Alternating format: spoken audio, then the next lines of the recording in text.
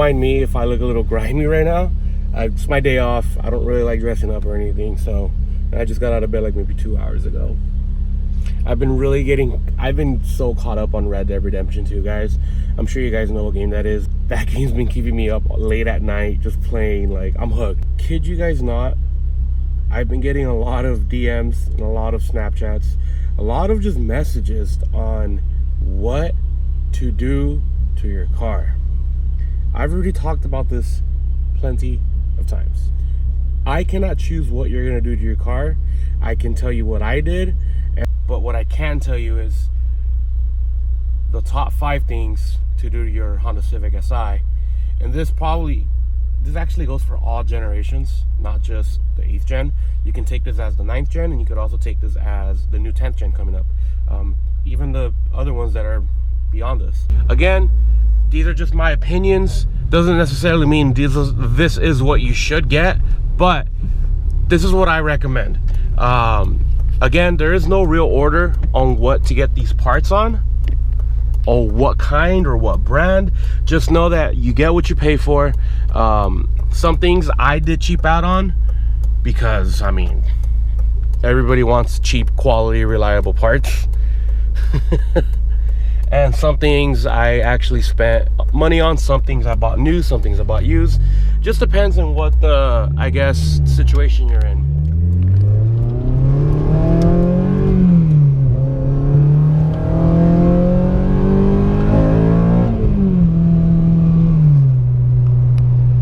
So the first thing I would buy for the car is a tuning solution. For the 8th gens, 9th, and 10th, there's Condata and K-Tuner. I don't know if there's any other ones. I could be wrong, but I'm pretty sure those are the only 2 that I've heard of and that are the most popular. I don't know what the difference is, guys. Just get whatever is within your budget. They're both gonna be tuning the car for you. They do come with off-the-shelf tunes. I'm not gonna be hypocritical and say don't do it, because I ran an off-the-shelf map on this car for about a good year until I got a real tune. And I didn't even look into getting a real tune until I got my cold air intake. So you don't mess up the air-fuel ratios and all the other stuff. But yeah, I guess it also depends on what your tuner, what kind of, who's tuning your car. Some prefer Honda, some prefer K-Tuner. Dude, to me it's the same. Like Pepsi and Coke, they're both soda. Honda, K-Tuner, they're both gonna tune the car for you. It's just a matter of preference, dude. There's no real major difference, at least not from what I see. But I have not used K-Tuner, so my opinion is biased because I've only used Honda. Hey, look, Subaru. Where can you get your custom tune, you may ask? Well, it depends on where you live. I live near Los Angeles, so I have a lot of tuners in the area, I guess you can say, that live really nearby. You also have eTunes, where you data log when you send your tune to a tuner. They look at your calibrations, they send you something, and you pretty much upload and repeat for like a good while, until he says, hey, you're maxed out, this is what I can do best for you. I've heard some take up to 2 weeks, and I heard some take 2 months.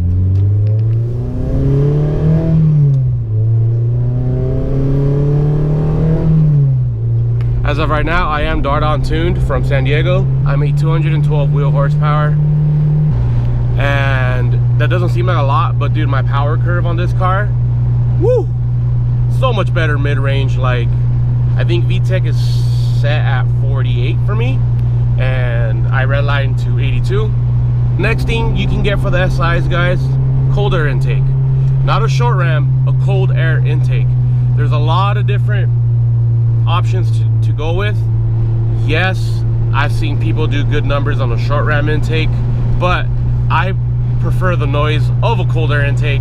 And if you're scared of hydrolocking your car, don't be, because unless you drive really recklessly in the rain or drive over a puddle, you're gonna be fine.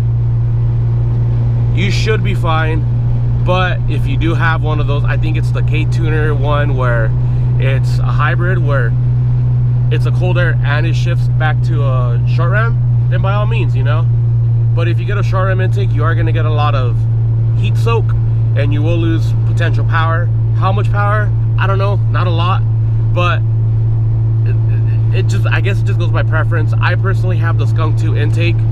I've never had the hybrid intake, so I don't have any, like, how you say, opinions on it.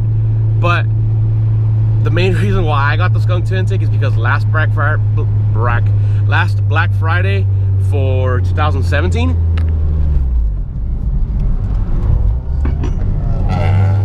what the fuck? I got this intake for about $200 brand new. So that's kind of the reason why I jumped on this one more than hybrid. And plus, I'm not a big fan of the battery relocation on the hybrid intake. I don't like how it's a lot lower because it's really inconvenient for me. And main reason why is because I've had to continuously jumpstart cars for friends, family, and whatnot, even random strangers. So I don't know how difficult it would be to jumpstart a car if your battery is all the way down under your intake. But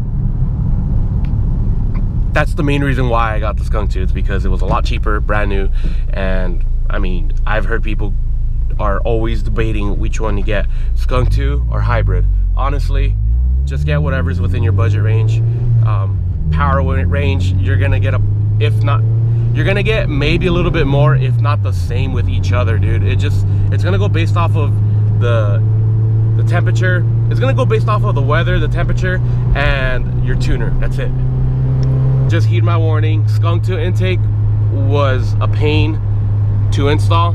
I had to caveman a couple things, and I made it work, but it was pretty annoying. The next thing on the list, guys, number 3, is your exhaust. When I talk about exhaust, I mean your header all the way to your exhaust tip, because that's all an exhaust. That's a full exhaust right there. For that, guys, whatever you want, it's all the same. It's all just piping. It all just makes noise. I have such a weird combination to where you guys are gonna be like, what? I have the 1320 race Catless header. The reason why I went with 1320 race header was because it came with a high flow cat, which is basically like a honeycomb filter that doesn't even look like a high flow cat, which is basically a test pipe. I ended up just switching that out anyways and went Catless, so it doesn't really make a difference for me. And exhaust wise, I got really lucky and I got a used Invidia Q300, 2.75 inches, which is a 70mm exhaust. Yes, I know 3-inch is probably the best fit for the K series, but I'm not really gonna gain that much. I'd probably gain maybe 5 more wheel horsepower if I'm lucky. So I don't really see the point in upgrading my exhaust, especially if I'm just NA. And I know there's gonna be people out there that's saying, well, your tuner sucked, blah blah blah. Look, guys, I'm happy with what I have.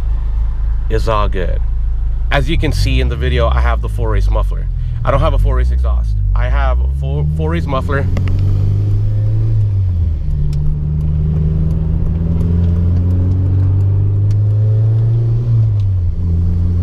I have a full race muffler. I got it for about 150 bucks shipped. So even if I did want to go 3-inch, I can just go get a custom piping and add a resonator somewhere in the car. The reason why I upgraded to the full race is because the Q300 is really quiet. Like, it's like maybe a little bit louder than stock, but I like mine with a pretty angry tone. And then I also like being on the down low pretty much. So right now I'm just driving moderately. Can't really hear it, but when I step on it, you can hear the car. Exhaust is gonna let the car breathe a lot better. So go with what you guys can afford. Go with what you guys choose.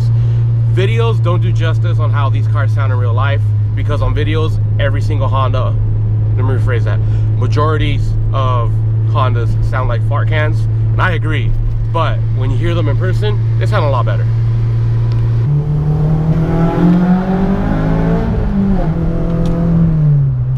Little tunnel, I had to do it. Still slow though. If you want suspension and you want to cheap out, get Eibach springs. They ride amazing. I had Eibach springs. I think they were the sport lines, the red ones, the ones that are 1.2-inch all around. Guys, I've had those on this car for about a good 2 years. They rode phenomenally. But I did also have stock struts, so I mean, I'm sure with aftermarket struts it would have been better. But that's what I had on the car. They drove awesome. Right now I have the TEIN advanced coilovers with the 16 level dampening. Why I got those is because that was within my budget and I wanted to be a little bit lower and control the dampening. These actually ride pretty good for what they are. I spent maybe 500, 550 shipped to my door. Dude, like, I love these coilovers. I'm sure there's a lot better ones. I know BC is a lot better. I know D2 is a lot better. But I mean, this was within my price range, so I didn't really hesitate, and I didn't really, like, how you say, complain and moan about, oh, I wish I got BC. Yes, no, like, again, I got these ones because they were within my price range. Yes, there's a lot better coilovers out there, but for my personal opinion, these ride good for what you pay for. The only issue I had with these with this coilovers is I had to get brand new top hats because the top hats that I had on my old struts were bad. If you guys want to get Raceland, get Raceland. If you want to get BC, get BC. If you just want to get springs and get Skunk 2 springs and Eibach springs, get those. Whatever you guys want. But that, I would recommend coilovers because eventually you're going to want to upgrade. You have real wheels, you have reps. I'm rocking reps right now. I had a really good deal on these Avid 20s. They're 17x9 plus 35 offset. They're all white. I really like how it looks on the black car. And they're wrapped in Sumitomo's HTR Z 3s, performance summer tires. They were great. These are probably good budget performance tires that I would recommend. They're not too expensive, they're not too cheap, they ride great. For a Civic, it's good because I'm not pushing a lot of power. If I was pushing 400 horsepower, then I'd get some better tires, you know. But for the amount that I'm pushing on this right now, and I just daily drive this, I drive maybe 50 miles a day, dude. Well, when I work, dude, it's fine. Like, they're comfortable, they're quiet, and when I want to take the canyon roads here in California, they perform how I want them to. They're wrapped in 225x45. So, yeah. Mustang, I really want a Mustang one day. I want to build one day. I don't care. I want crowd control. I want a Mustang. Back to the wheels. The most popular one that I've seen for a lot of imports is Enkei RPF ones. This is literally like, I'm not gonna lie, I want some. I probably am gonna get some. I don't know when, but I really want some. I really want some aftermarket wheels. I really want RPF ones. I don't know. I want a lot of things. If you want to run stock wheels, by all means, but just upgrade the tires. That way you have a lot better grip than stock than what is offered from factory. Honda or K-tuner, intake, exhaust, and the exhaust includes the header. Not header because we have one. Suspension, and wheels and tires. That's it. Like, what kind of brand you guys want to get, what color you should get, what offset you should get, what size you should get, new or used, get whatever is within your price range. Don't stress about it. Just look around on the forums. I guarantee you, if you type in 2008 Honda Civic Si black with white wheels, 17x9 plus 35, 225x45, you're gonna get a picture, if not something similar to that, on Google or anywhere else. If not, ask the forums. Use the search bar, guys. The search bar is going to be your best friend on what you guys should and shouldn't do, what people recommend. But at the end of the day, it is your car, not nobody else's. Please, please, please do your research before you pull the trigger on buying something. And my rule of thumb is, if you're hesitating on buying something, that means you don't really want it. So I didn't hesitate on buying all the car parts that I had on this car. Yes, I do have cosmetics done to the car. I have aftermarket headlights with that clear amber delete. I have front lip, side splitter. I think that's it. Oh, K-tuned shift knob, short shifter. I do also have Hasport 70A rear motor mount, which if you guys are going to be getting a Skunk 2 header, or I think it's only the Skunk 2 header. I know if you guys rock a Skunk 2 header and you don't have an upgraded rear motor mount, it's eventually going to crack because it's hitting the firewall from when you shift and whatnot. So if you guys don't know what I'm talking about, I guarantee somebody in the comment section is going to answer it for you. Guys, that's going to be it for today's video. If you guys do like it, please leave a thumbs up. Again, if you guys are new to the channel, please subscribe. It really does help your boy out. Let's get to 7,000 subscribers. We're almost there. I think we're like maybe 100 left or so. I'm hoping by the end of next year we'll get to 10K. That'll be sick. I'll see you guys in another video. You guys have a good day. Stay classy. Peace.